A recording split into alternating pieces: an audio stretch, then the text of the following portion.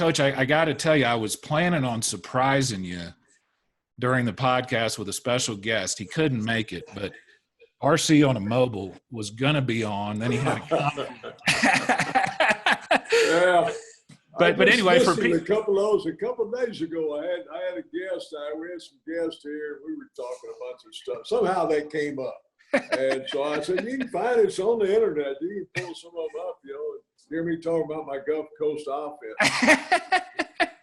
Yeah. So for people who don't know this story, back when Coach was a head coach at A&M, there was this guy that would call in to sports radio in Houston claiming to be RC on a mobile.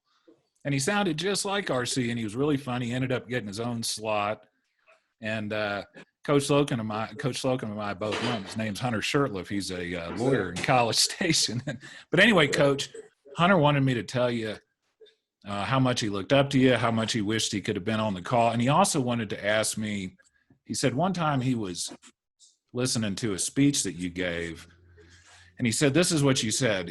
What you said to your players, you said, your character is not shown when you're in a group and everybody is watching you. A man's character is what he does when no one is watching. And Coach Slocum, RC on a mobile / Hunter, wanted me to let you know that's always stuck with him. Like that's always been in his mind. So talk about that a little bit, if you don't mind, Coach. Well, yeah, I mean, and it's a basic fundamental, and it goes back to my upbringing. If you believe in the concept of that all-seeing eye, yeah, that's up there looking down on you. Your mom and dad may not be there, but that eye is always there. and just little simple things, like when you're a little kid, if you can picture going out to a farm pond, and you pick up a pebble and you throw it over the far side, it goes plunk, and little circles start coming out. And then you say, I'm gonna throw it over here. You throw on that side, plunk, little circles start coming out. So as you continue to do that, it's like you in your life, what's happening. Sooner or later, and we've all watched it. I've watched a bunch of those little circles just keep getting bigger, and then they start overlapping. Yep. So after a while, as you go through life, whatever those things are, you are what you are. Yeah. And so your reputation, we all have the ability, and we all get to make our reputation. So you may go into the 7-Eleven across the street from A&M there, and some little guys in there working. And you go in there and you can be rude to him. You can be demanding, or how come you don't have this out here? Or hurry up, do this, that. Or you can go in there and treat him like you'd like to be treated. Yep. So you throw out a little stone that day.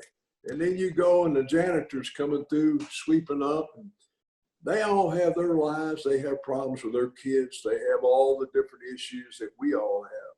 And they're coming through there, so you can just be rude or whatever, or you can be kind. And one of the things, I'll tell you a quick story. I was close friends. One of the big things in my life, I was close friends with President George H.W. Bush.